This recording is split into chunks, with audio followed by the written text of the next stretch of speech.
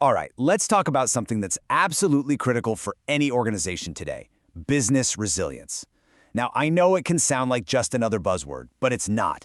It's really a blueprint for building a business that can bend under pressure instead of breaking. So, I want you to think about this for a second. Really think about it. Is your organization built to last? I mean, in a world that seems to be throwing nonstop curveballs, that's the one question every single leader has to be able to answer. To really get why resilience is so important, we've got to first understand the world we're all operating in. And let's be honest, that world is one of constant and a lot of times pretty chaotic change. There's actually a perfect acronym to describe this environment: VUCA. It stands for volatility, uncertainty, complexity, and ambiguity. Just think about it for a second. You've got these lightning-fast tech shifts, totally unpredictable markets, global disruptions. It's created a landscape where really almost nothing feels certain anymore. And this leads us to a fundamental truth. In this VUCA world we're in, challenges aren't just a possibility, they're an absolute inevitability. So the real question isn't if your company is going to face a major disruption, it's when. And, more importantly, how ready you'll be for it. So what is it that makes a company vulnerable? Well, it usually comes down to these 5 core issues. There's operational fragility, which just means the business can't even function when a crisis hits. Strategic misalignment.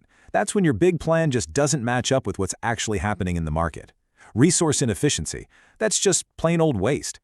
Cultural resistance. When the whole team just can't or won't embrace change. And finally, risk blindness, which is basically failing to see the huge threats that are staring you right in the face. Okay, so what happens when a business has these fragile spots? What are the real consequences of just not doing anything about it? Well, as we're about to see, the price you pay is incredibly high. It really boils down to 2 very different ways of thinking. The fragile organization has a reactive mindset. It's stagnant, it's vulnerable, it's always missing out on opportunities because it just keeps repeating the same mistakes over and over. But the resilient organization? It's proactive, it's adaptive, it's prepared, and it actually learns how to capitalize on all that volatility, turning every single challenge into a lesson. And the fallout from that reactive mindset? It's severe. You start seeing employee burnout and people leaving in droves. Your customers get dissatisfied because your services just fall apart during a crisis. The company's whole strategy becomes obsolete, it stops learning, and at the end of the day, it completely loses its competitive edge. So this all kind of begs the question, right? How do we fix this mess? Well, the answer is to stop reacting and start actively building genuine business resilience. It's the direct solution to all that fragility we were just talking about. And this is the point where we need to totally reframe how we think about this. See, resilience isn't about building some kind of fortress to hide from problems. It's about transforming those potential pitfalls into brand new pathways for success. So let's connect the dots. For every single one of those 5 big challenges, resilience provides a direct solution. If you've got operational fragility, you learn how to sustain operations no matter what. For strategic misalignment, you build strategic agility. For resource inefficiency, you enhance how you use them. For a culture that resists change, you nurture an adaptive one. And for risk blindness, you learn to get ahead of risks proactively. See? It's a direct counter for every single vulnerability. This brings us to the final part. And honestly, this is the most exciting part.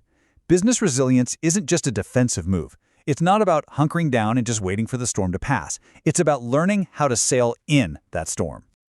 The real goal here isn't just to survive. It's about unlocking the full, untapped potential of your entire organization.